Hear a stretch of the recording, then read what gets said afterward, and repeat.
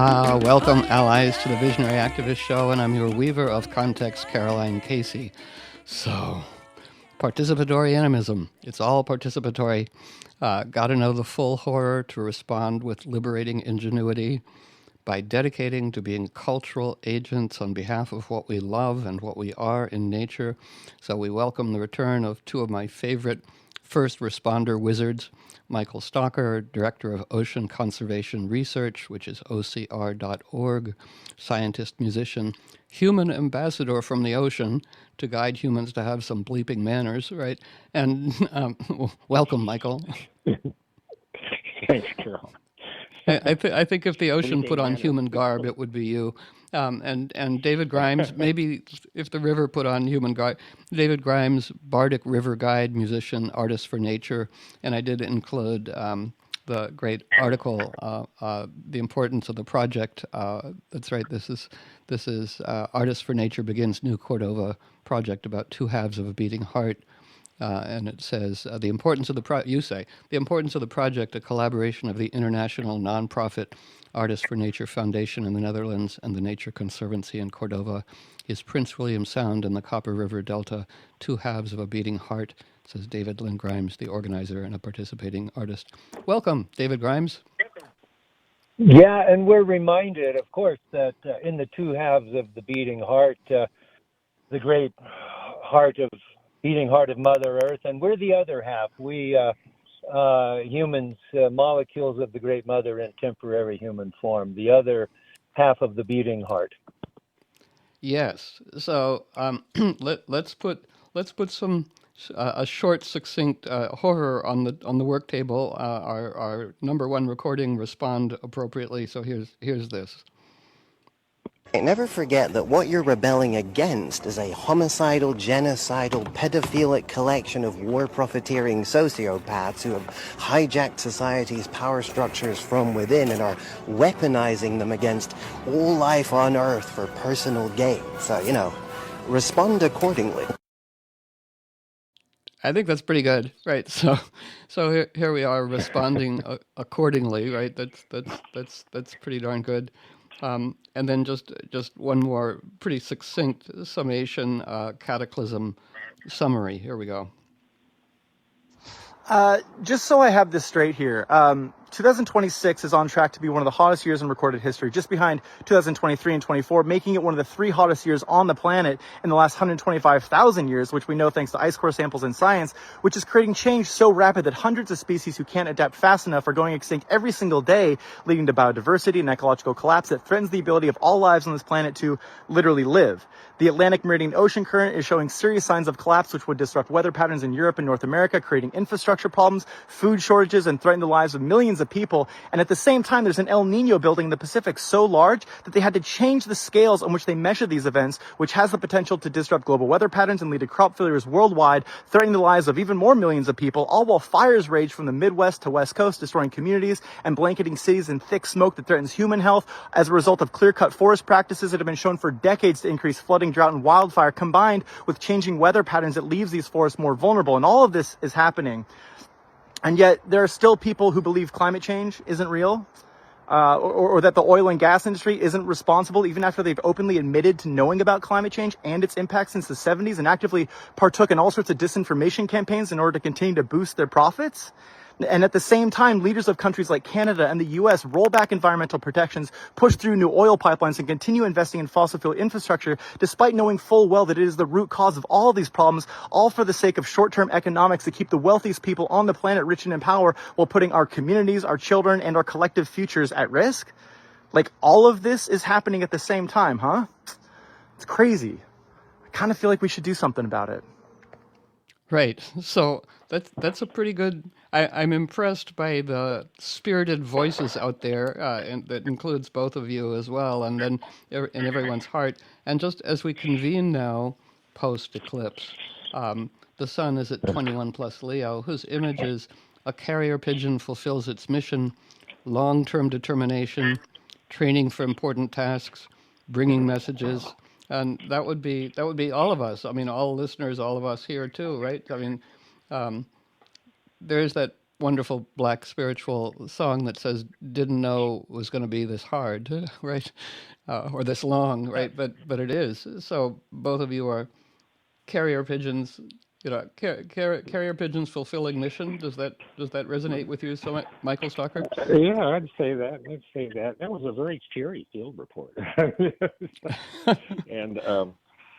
and just yesterday, day before yesterday, there's been a longitudinal climate study in the Arctic, because the Arctic is really changing 3 times faster than the rest of the world is, and they just pulled the funding from that a couple of days ago. I mean, why would you want to know about that? They have a climate report card they come out with, and they basically don't want to see that. So, la la la la. Right.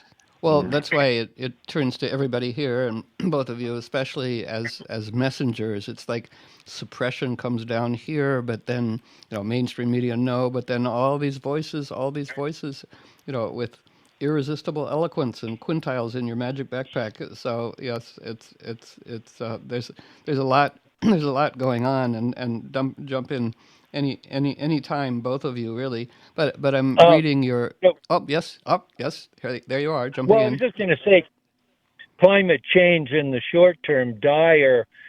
In the long term, we have thousands of years. The Earth, she is long and mighty.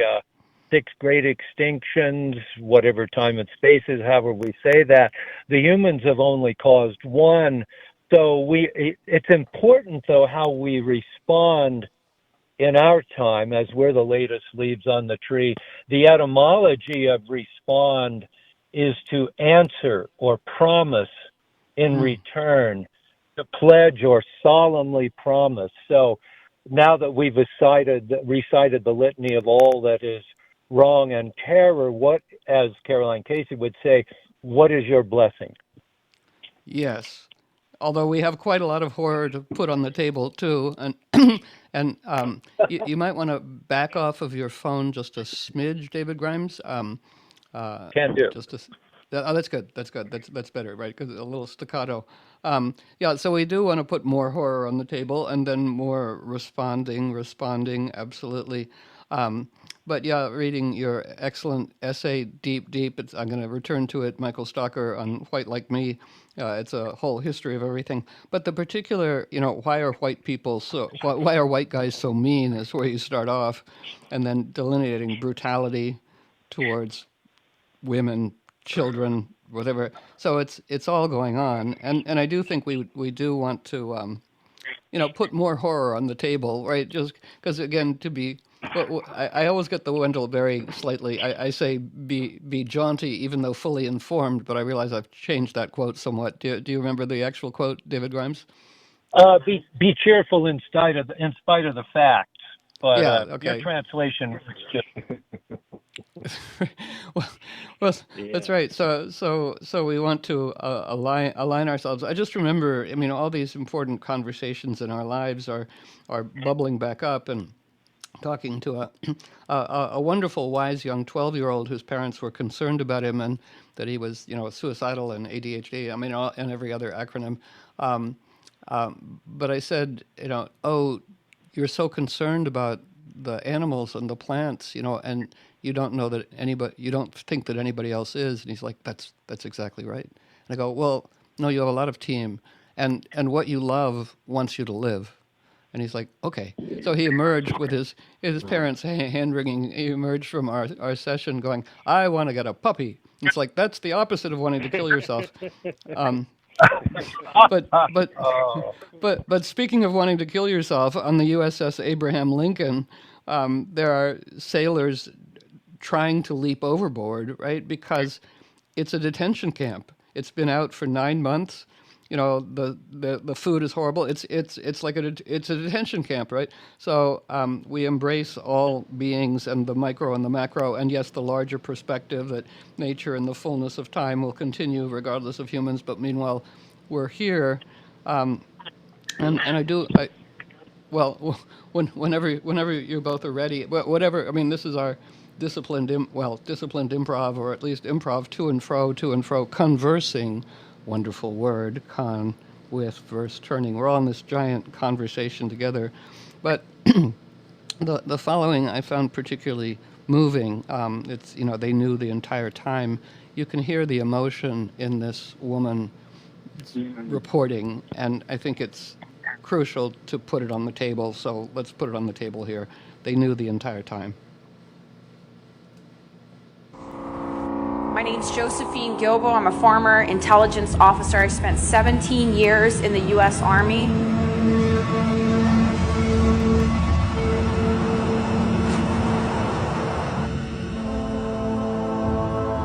A modern Tomahawk missile is equipped with onboard cameras. Satellite imagery is constantly collected by several intelligence agencies, several countries, in real time. The entire school was surrounded by colorful children painting flower, bright colored murals, and it was without a doubt a school if you looked at it through satellite imagery. At 10 a.m., Israel, along with the United States, began attacking Iran. By 10:20, the staff at Minab School began evacuating the children. Strike one. Hit the school. The kids moved to the prayer room. Strike two. Hit the prayer room. 163 kids dead. Multiple sources, including intelligence reports, regional sources, and U.S. officials are required to confirm a target for the U.S. Navy and military operations to ensure accuracy and reduce errors. This is how it works. We just bombed a school knowing it was a school. Who are the terrorists? Who are the bad guys in this story? This is the story of our timeline. By our own definition of terrorism, and I can say this as a former counter-terrorist officer, we are the terrorists. We are the bad guys. Oof. So, yeah, that's pretty strong stuff there. You know, I mean, the types of like the invasion of the Moroccans into Spain right now is also one of those kind of deployed things. I just heard recently it was not accidental because Spain did not allow Americans to use their flight, use their area for flights or landing or anything. So they just deployed a bunch of refugees. Because these guys they're not nice. That's one of the reasons I wrote that essay, Why Are White Guys So Mean, is I wanted to kind of excavate the history of this. And what kicked it off was a map of the world and 4,000 years of warfare dotted on it. And the majority of those are all in Western Europe, west of the Carpathians. And then you see they are getting out into colonizing the Americas and also down in South Africa. So, why is that? Why is the answer to everything violent? And it came to me that when the Roman Empire retracted from Northern Europe and Northwestern Europe, they left the Catholic Church there to kind of watch out after everybody's souls. But because the Catholic Church is a hierarchic structure, they encouraged this idea of these royal families taking over various parts of the land. And so they had, the Habsburgs and the Romanovs and the Bourbons and the Tudors and the Stuarts were basically having bar fights for 800 years, and they were sending their serfs out to settle them. And so violence was really rife, and 900 years of intergenerational trauma from that violence. The guys are solving problems with violence, and the women have low self-esteem because they were the spoils of war. And so we really need to address this if we're going to try to pull ourselves out of it. What inspired me, aside from the map, was the gang that was coming in. I wrote this in February after this current administration started coming in, and I don't know where they find these guys, but that's the kind of behavior that I think the intergenerational trauma needs to be addressed, and not by being mean. We have to be compassionate and loving and kind, and so I am turning on the kind taps as much as I can, and giving people, strangers, compliments about their shoes, or just or little kids or whatever, just because the kindness thing is a thing that kind of gets lost in the haze of this fear and anger. And the fear and anger is what they're deploying for a reason, so they can destabilize. And so we have to be kind, and people will gravitate towards that. And I'm finding that's really the case. And our better selves come out a lot easier. Can you slightly back off of your phone too, just because it's a little, and then somebody had a fan on, but it went off, right? Anyway, so just a little, we're modulating there. Okay, there, just back to you. Yeah. Well, the fear and terror does take root in our hearts, and Michael, as you're saying, one of the antidotes to that is loving kindness, and as each of us is able to offer that to ourselves and to the world, right? The healing that's possible is happening in us and in the world around us simultaneously, and it's not easy, and not all of it happens in our lifetime. It takes, as Martin Luther King, the arc of justice is long, but the arc of the universe, but it bends toward justice. So it's not about fixing it all in our lifetime. It's just with every breath, we have that opportunity to send loving kindness in return for the terror. Yes, heart. And one of the bright lights in this is that we're all getting a civics lesson right now, and so when we start changing it back to where it needs to be, we know now what the Department of Education is for, or what the USAID is about, and those types of things, which are our better selves. I guess my concern is that what I've seen happen in countries like Turkey when Erdogan took over, or Hungary, is that when you're ruled by crooks, crime, and it actually becomes part of the narrative of everybody's life. And I was just thinking yesterday about I had to give a presentation to the Coast Guard last night, Coast Guard Auxiliary, and it was interesting. It was different.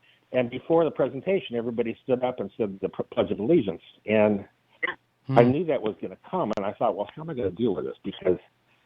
Then I started thinking about, back before this got really messy, I was proud to be an American, and it had to do with the fact that there was a diversity in ideas and opinions.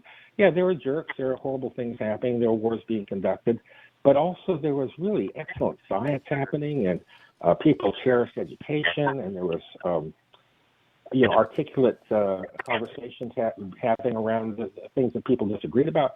And so it's something to be proud about. And that is now, we're now in potty language phase, and it's hard to be proud about that. Right. Not saying the Pledge of Allegiance was part of my early on rebellion in third grade, I think. I was like, no. Well, it was also part of my rebellion from the Catholic Church. One God, one church. No.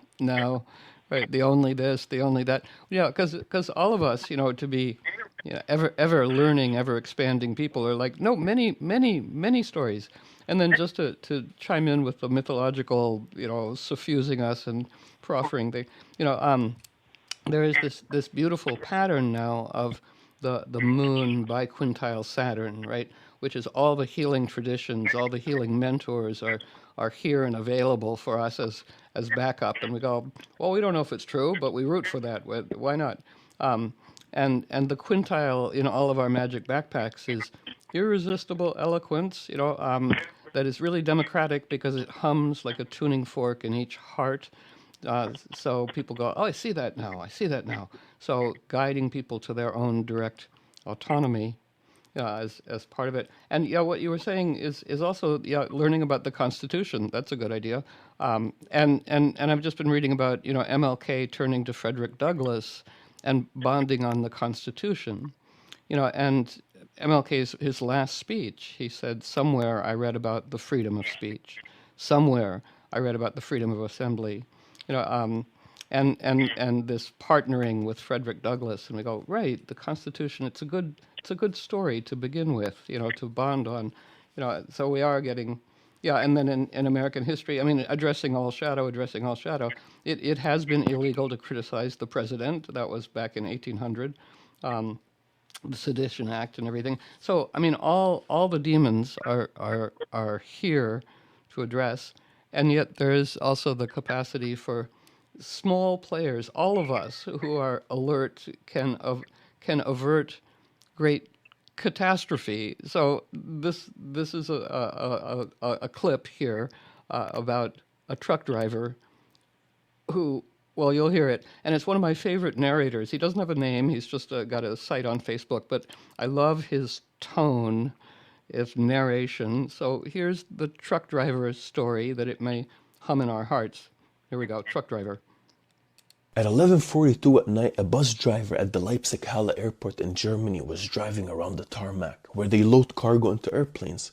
He looks around and he notices a small drone hovering low between two massive Antonov cargo planes, the Ukrainian AN-124S, one of the biggest in the world. He doesn't run, and he doesn't call security. He kicks it instead, like a football, out of the air. And it doesn't explode. It was supposed to, but it didn't. He got lucky.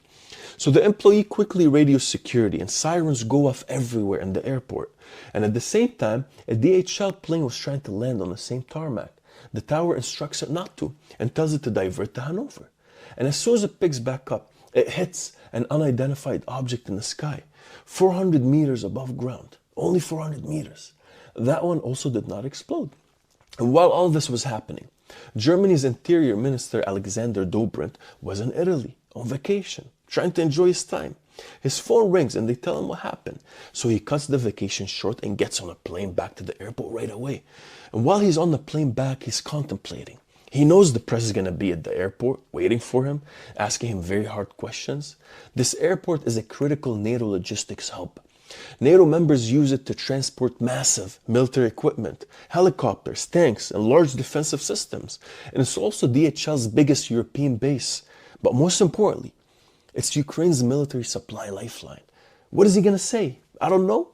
Is he going to accuse Russia? Germany has been a core player in Ukraine's military logistics. They knew something is going to happen at some point. So he lands in Germany, and cameras are already at the airport. And he walks up to the microphone and he says, this is a new quality of danger, a hybrid attack scenario that may involve another foreign power. May. That's it. He doesn't name Russia and he doesn't name anyone. And that silence is doing a lot of the work. Because he's thinking about 2024, when Russian military intelligence mailed vibrating massage pillows out of Lithuania, rigged to catch fire. One of them ignited at this exact same airport, right before it was loaded into another cargo plane. Russia rehearsing its own plan for setting cargo planes on fire in midair. And Moscow denies it. But now the rehearsal is over. And Dobrindt is standing at a microphone deciding how much of that to say out loud. Because the moment he names Russia, he has to admit something else. That the Ukraine war isn't happening somewhere far away anymore. It's been living inside of Germany the whole time, in this airport, on this tarmac. This war isn't spreading on its own. The supply chain is dragging it across European borders. And the only thing standing between Russia and a burning Antonov was a bus driver with a good aim. So, yeah, a bus driver with a good aim. I just wanted to bring that up for you lads to respond to, because of a couple of things. One is skillful, deft, even the Germany, skillful, deft, and then, the wars everywhere.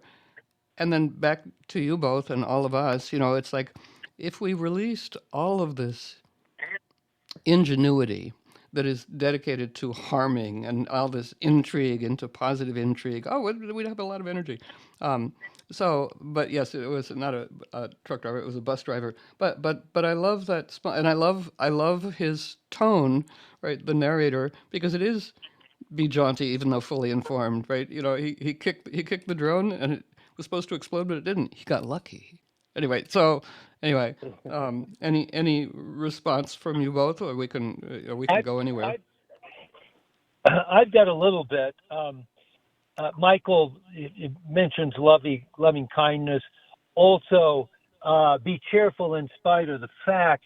There are Right. things we could when we see the fellow who kicked the drone, the drone football, might not have been able to do that had he known it was coming. But if spontaneously, improvisationally, all of us can perform miracles, now would be a good time. So we never know when that moment is coming, but it helps to be cultivating the loving kindness. We can't avoid the terror, but also have those other things available. And when we leap into the unknown, there is great music that spontaneously composes itself for each of us. So be ready to improvise. That's great. No, that's perfect. That's definitely there.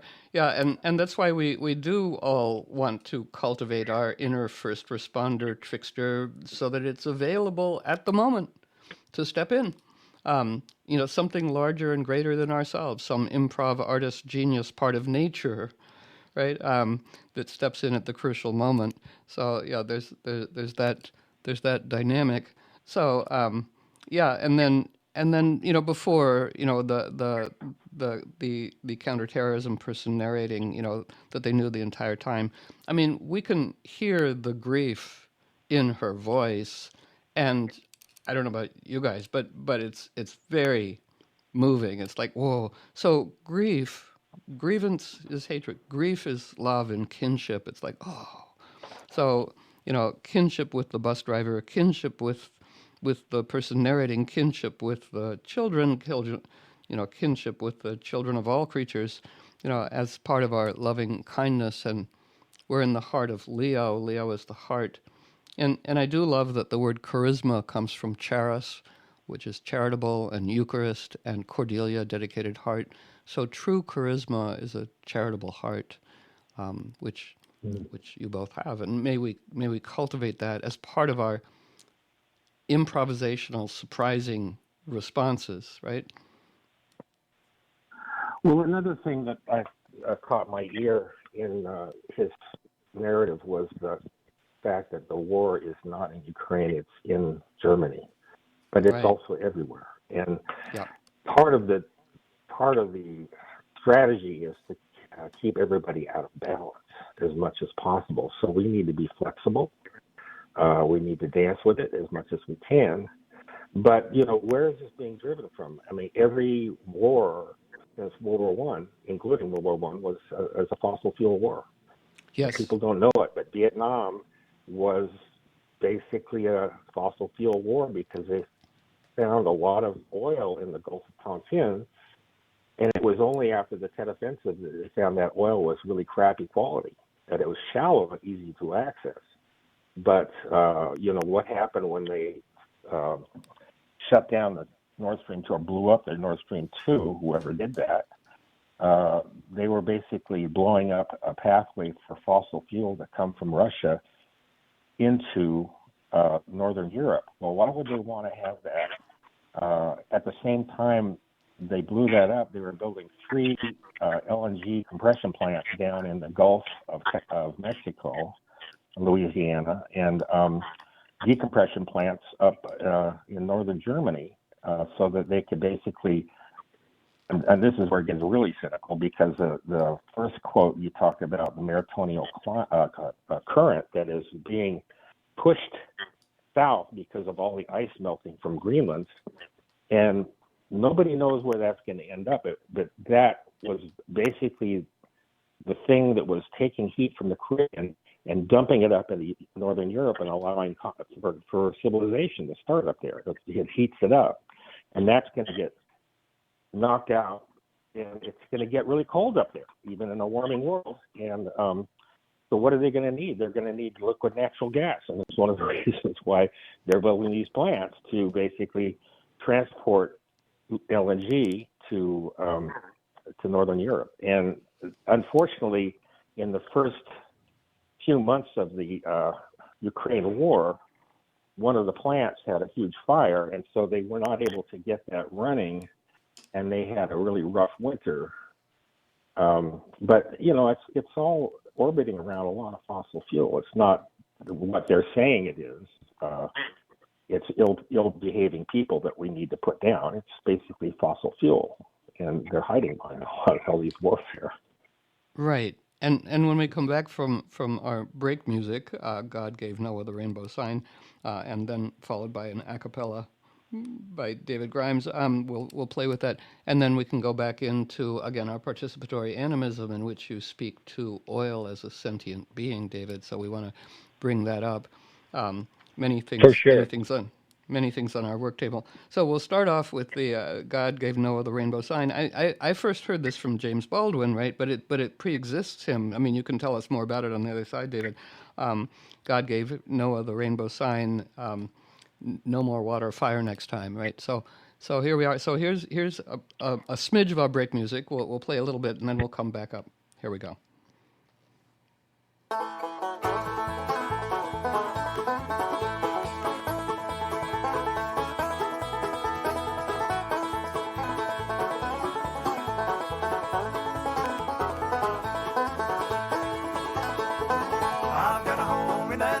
Don't you see?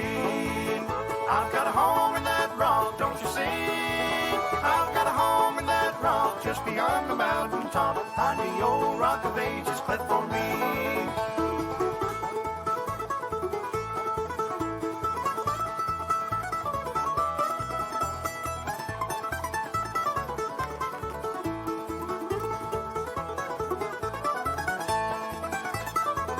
God gave Noah the rainbow sign, don't you see? God gave Noah the rainbow sign, don't you see?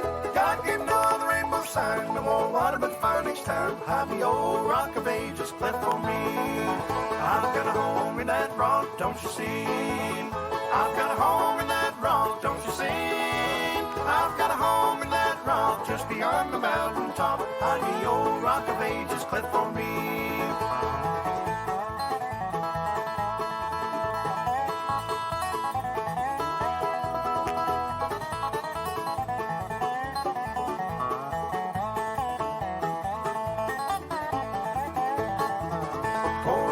Poor as I, don't you see? Poor Lazarus, poor as I, don't you see? Poor Lazarus, poor as I. There we go.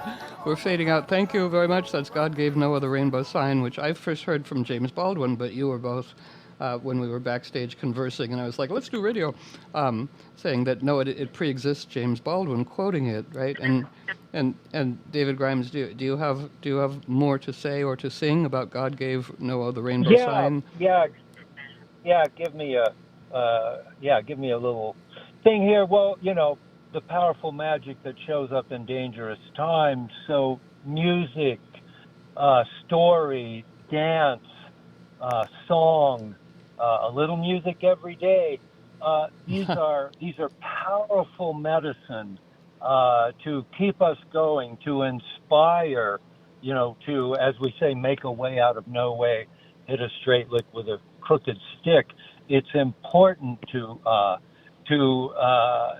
wash ourselves clean with music, inspiration, things that remind us of joy and such. So I'll just do a quick little rendition of Going on the Mountain. God gave Noah rainbow sign. God gave Noah rainbow sign. God gave Noah rainbow sign. Won't be water, gonna be fire next time. Sowing on the mountain, reaping in the valley. Sowing on the mountain, reaping in the valley. Sowing on the mountain, reaping in the valley. You gonna reap just what you sow. Where you gonna run to when the world's on fire? Where you gonna run to when the world's on fire? Where you gonna run to when the world's on fire? Little darling, when the world's on fire. Gonna use your bosom for my pillow. Use your bosom for my pillow. Gonna use your bosom for my pillow, little darling, when the world's on fire.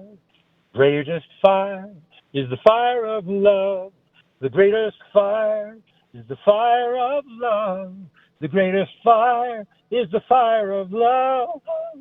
Flying everywhere all around like Noah's dove. Flying everywhere all around like Noah's dove. Yay! A round of applause for Bard David Grimes. That's great. Stepping into the chorus. All God's critters got a voice in the choir. Some sing lower, some sing. Yeah, no, absolutely, the singing. And what we've done in past shows was, wherever there's bombing, underneath is the antidote. And I love Maryam Ishani that we might bring in. We'll see if we do or not. But she had been delineating one of the places that U.S. and Israel had been bombing in Iran, which was her home turf. And she said this is a place of great syncretism, underneath the bombing, and Africans, some enslaved, some not, coming in, and Sunni and Shia mixing differences and create this unique culture, Bandara music. And she says, and the Tsar, and as people who were listening in the last couple of weeks now, I go, Tsar, I began studying the Tsar way back in prehistory when somebody who really knew what they were doing was teaching Middle Eastern dance. It's an exorcism, or some better word, really, because that might be too Christian. But it does exist in many cultures. And the Tsar, and I go, well, there's the antidote. The Tsar is this wonderfully spooky music, and it takes the musician, the dancer, all of us down to the ground, where we thump the ground, thum thum, and take on the demons of the community, and work them with the music and the rhythm into community kindness and goodness, right? So just what we were saying. So underneath the bombing, well, as both of you say, the antidote is always found next to the poison in nature. So we're bombing, and then what are we bombing, and what's underneath that wants to come up? But yeah, just as you say, the music, the improv, all of these things, and then the Mars thing. So America is out of ammo, right? America's out of ammo. Iran still has plenty. Yeah, and then there's many views on this. The oil reserves are the emptiest since 1983. But America's, we spent, or maybe not we, they spent all of their ammo, all of their missiles, all of their misguided Mars. It's empty, right? So there's that. Anybody want to jump in on that thought? This could be a good thing. Yes, it could be. Yeah. We're speaking about animism, oil. Michael, you mentioned that so many wars have to do with I'm sorry? So many wars have to do with our addiction to oil. But what we've done is the oil, everything's alive. The oil is alive. We're alive, but we have enslaved each other in the unconsciousness of our addiction. And our compatriot Andrew Weil talks about, all human cultures that want to alter consciousness have drugs, but a healthy way of doing it is, one, it's not taboo, two, you're initiated by elders, and three, you have a ritual relationship. So to liberate oil again, which is alive and doesn't mind helping us, but it certainly doesn't want to be something that we're addicted to. So I think it's important to animate everything and give each thing its own, what would we say, wise autonomy. Yes, and let's bring in ominous positivity now, just because it's useful fun. Here's ominous positivity. I'm going to take a different approach today to encourage you. I doubt it'll work, but okay, what are you going to try? Ominous positivity. Ominous positivity? It's like this. You're going to be okay. You have no choice. Continue. Everything will turn out fine. You cannot stop it. I like the sound of that. You will succeed. It is inevitable. This is strangely inspiring. Better days are coming. It's too late now. I'm more motivated than I've been in my entire life. Glad to hear it. Now go home and get some rest. You will need it for the journey ahead. So I like having ominous positivity in our backpack. Does that tickle your fancies? Does that amuse you as part of everybody equipped with ominous positivity? I agree with that. I mean, one of the things that we're seeing, Iran, which has been kind of a third-rate economy, and they don't care about their people. The governance is basically a theocracy. But Persia has been there for 4,000 years, and these people understand at the deepest level the way of kind of human politics. And now they're holding the largest nation in the world hostage with a couple of clever strokes. You know, I think that's ominous positivity. I'm not saying the governance of Iran is the best, but the Persian brilliance that's led them to this point. It was terrifying when Donald was talking about bombing them back to the Stone Age, because he didn't understand how much amazing science and philosophy has come out of that area, and it still resides there. I had a Persian research assistant a number of years ago, Victor Isa, and we would have these business meetings, investor meetings, and he and I would drive home, and I'd say, "So, Victor, what did you hear?" And he was just light years ahead of my thinking about what's going on in that meeting, and because he wasn't thinking of it as a hierarchy, as we all are accustomed to do in this Western world.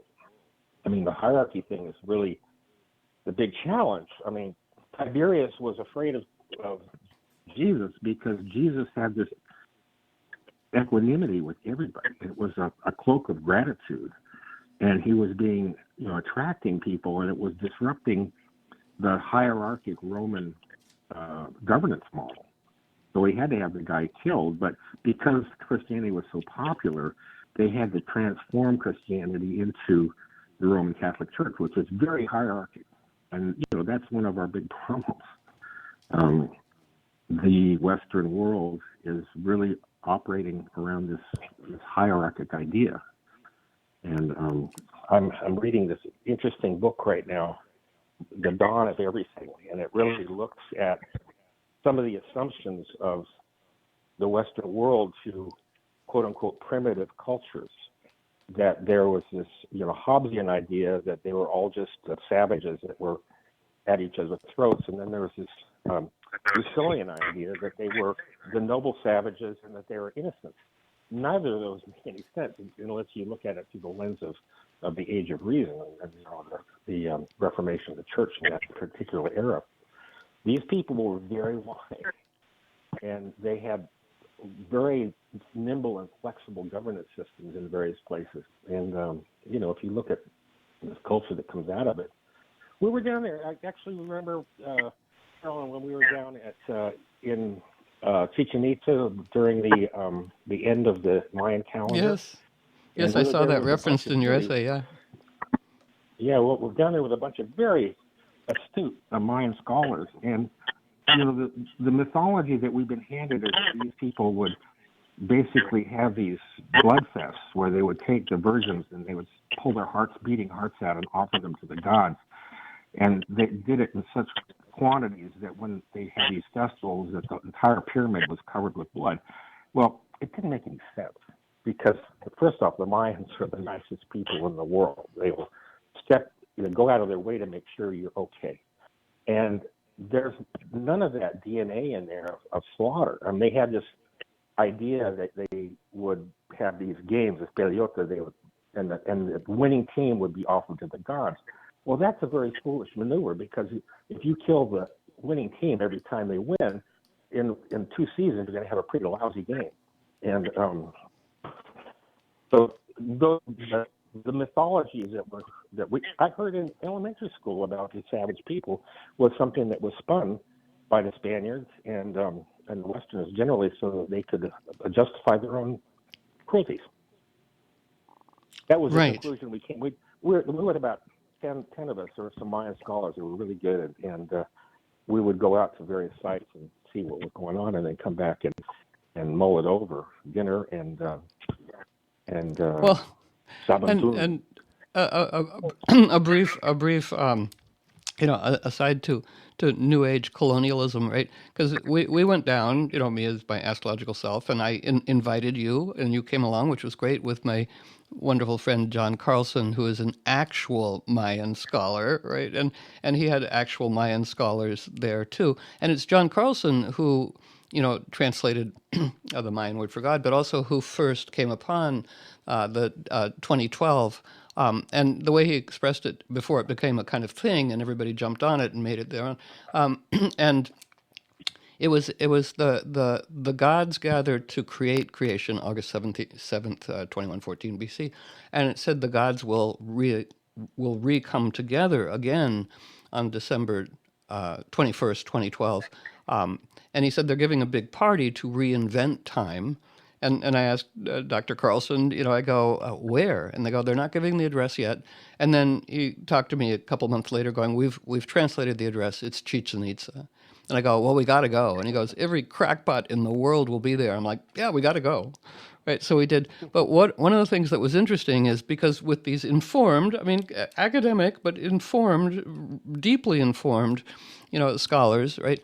Everywhere we went, reverently before the ritual, everything, wonderful response from the environment and Mayans and the New Age, trippy, weird thing. Everything went horribly wrong. Anyway, so I just want to put a little aside there. Some people died. All kinds of stuff. So, expanded, who's really reverent, and to be informed as opposed to, and I just remember somebody saying, I just think of the Mayan gods as the gods of love. I'm like, they're going to kick your butt, anyway. So here we are back to being informed as part of our assignment. That's great, but I'm glad you brought that up. So we are Michael, you brought up, informed, and Michael, you brought up primitive. We might exchange that word for primary cultures, who were who by necessity or grace had to be more at one with all the other critters. You can't overwhelm them all. So we might say primary and all the blessings that come with that.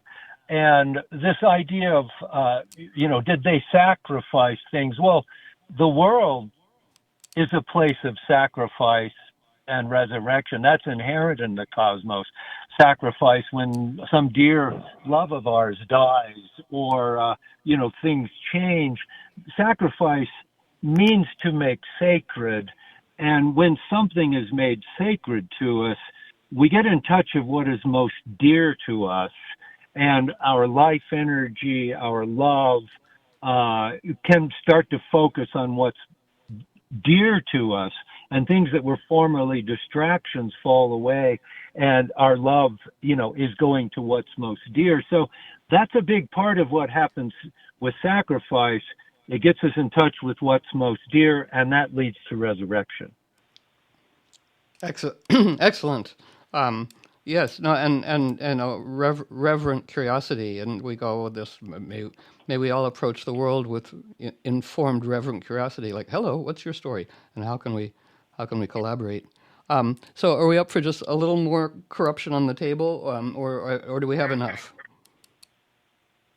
Well, maybe it's a pretty thick soup. it is a pretty. Go for it. I'm just okay. So, watermelon juice.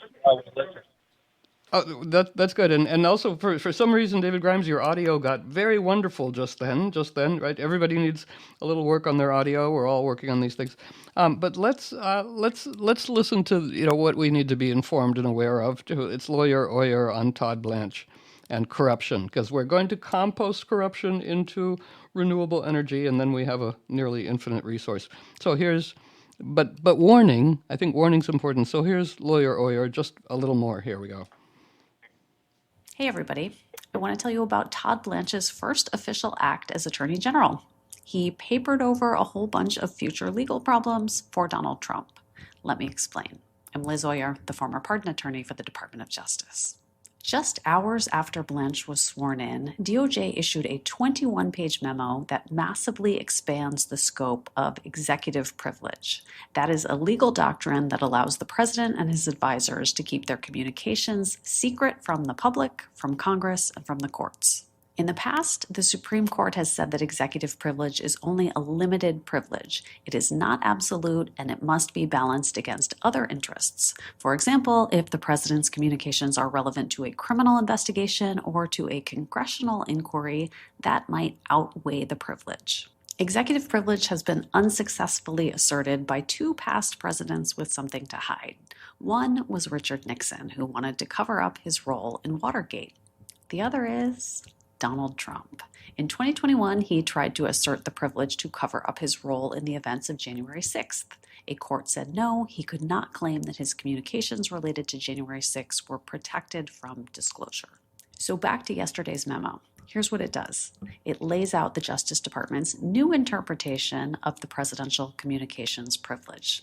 It says that this privilege is actually so broad that it applies to all of the president's communications, even with people who don't work for the White House or who don't work for the federal government at all. This is an unprecedented and dubious legal interpretation, but here's why it's important. It now gives Donald Trump legal cover to refuse to produce any documents in response to congressional subpoenas. If Democrats win the midterms, there will be lots of investigations into the misconduct and corruption of this administration. Todd Blanche is trying to get ahead of those investigations with this memo, which Trump can now use as a shield. And it's not limited to Trump himself. The memo gives everyone who has ever spoken to Donald Trump a claim of executive privilege. For example, if Trump's sons are subpoenaed to testify before Congress or in court, the administration can squash their testimony by claiming executive privilege. So is this really legal? Well, the existing case law suggests that it is not. But here's the thing. The current Supreme Court has taken such an expansively broad view of executive power that they just might go for it. Remember, this is the same court that gave Trump absolute immunity from prosecution just 2 years ago. And even if it doesn't hold up in court, the memo will help Trump delay and obstruct potentially for years by tying things up in litigation. Thanks, Bill Cassidy. Right. Well, we'll jump back in here in our precious moments where we conjure blessings of revelation and accountability. And Judge Emmett Sullivan gave Attorney General Todd Blanche 10 days to explain why the Justice Department still hasn't produced the Epstein documents, and said he's willing to hold him in contempt of court and finish his legal career. So we go, okay, so blessings of revelation and accountability. We put the horrible. It's useful to know, but we put it on the table. Are there other blessings that you both want to bring up? I have a couple of things to insert, but I don't want to step on top. Well, If you have blessings, yes. Yeah, Todd's running into, he's getting his knickers in a twist because New Mexico and the Zorro Ranch there's some things that they want to know about it. He's being obstructive about that too. So Todd's an interesting guy to follow. I mean, I don't know where they found the guy, but he's blessing himself by inserting his feet in his mouth and by getting us all tangled up in his own underwear. So we'll see where that goes. And I'll turn it back to you, David, for blessing. But I just have to insert this crucial thing. The CIA. Remember Trump in the catering cart, right? Trump in the catering cart escaping from the plane where he left his team there to be decoys and destroyed, causing Carolyn Leavitt to resign. Anyway. But so the CIA is blaming Israel for the made-up threat that left Trump hiding inside a catering cart. The CIA itself understands and is saying that Israel manufactures false intelligence to make Trump fear non-existent threats from Iran so that he will continue to use American resources and sacrifice service members to fight their wars for them. There's a whole bunch of other stories on that. But so it's like, yeah, so made-up threats. There we go. Any responsive blessing? There you go. We've got 2 precious minutes, or 2.5 precious minutes. Anything Well, that well, yes. yeah, blessing, one etymological meaning is divine grace. So may the everyday, ordinary divine grace in each of us be singing in our blood and helping us improvise our way through this glorious, heartbreaking, terrorizing majesty of life. And so I would just say, my blessing is greatest fire is the fire of love. Greatest fire is the fire of love. That's good. That's good. And Yeah, Michael I Stalker, have do to you have? also harken back to 1929 when they broke it the third time actually. What we got out of that, we got Francis Perkins, who was given free rein by FDR to basically turn us into a civil society where my dad could raise a family of 6 on one paycheck, and we could still have fun. And so, and that lasted about 50 years. So we can head for that again. You know, that's and as I say, we're getting our civics lesson, and so we know what we need. Yes. And the controversial first word in the Odyssey, which is in the field, and I'm going to go see it, is that Ulysses is polytropos. Polytropos. And, you know, boring translator Emily, who's angry about everything, says complicated. And it's like, no, polytropos means he has metis. He is a man of many responses, many tricky responses, and may we be like that. And he has metis, which is Athena's mother, who hides inside.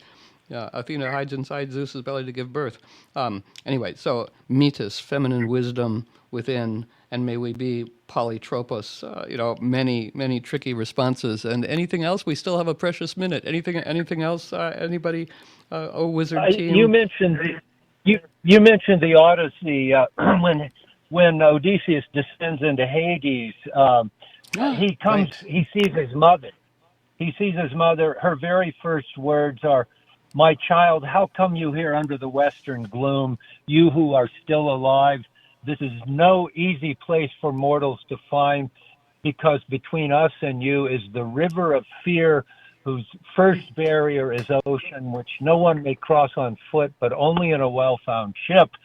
So our well-found ship is our love, our blessings, as we sail the river of fear on this well-found ship of love.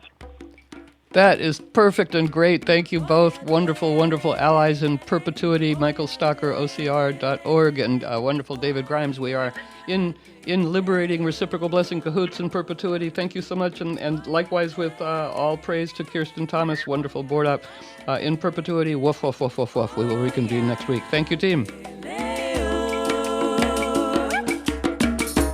Visionary civil rights lawyer and founder of the Equal Justice Initiative, Brian Stevenson.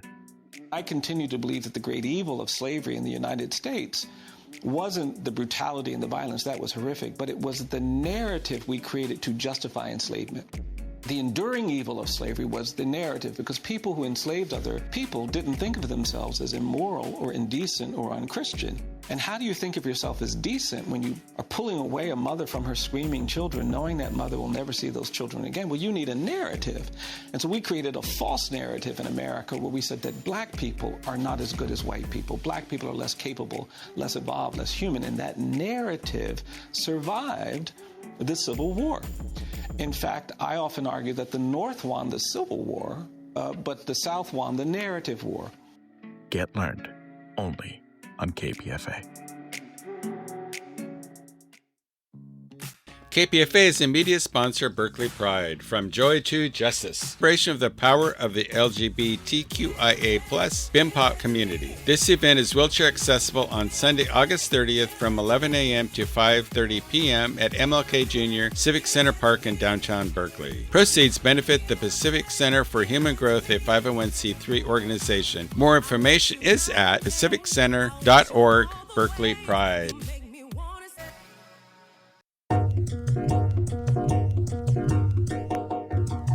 KPFA paid staff is associated with the Communications Workers of America, CWA Local 9415. This is 94.1 KPFA and 89.3 KPFB in Berkeley, 88.1 KFCF in Fresno, and online everywhere at kpfa.org. KPFA.